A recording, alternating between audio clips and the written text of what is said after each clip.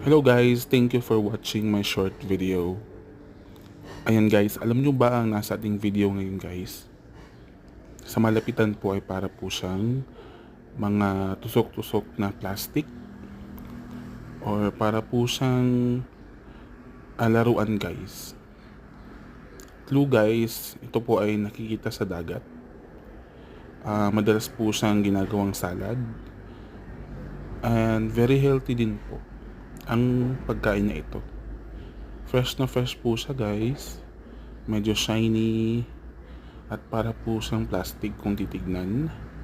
Pero ito po ay isang lamang dagat po na pwede pong kainin guys at i-prepare sa pagkainan guys. Yan.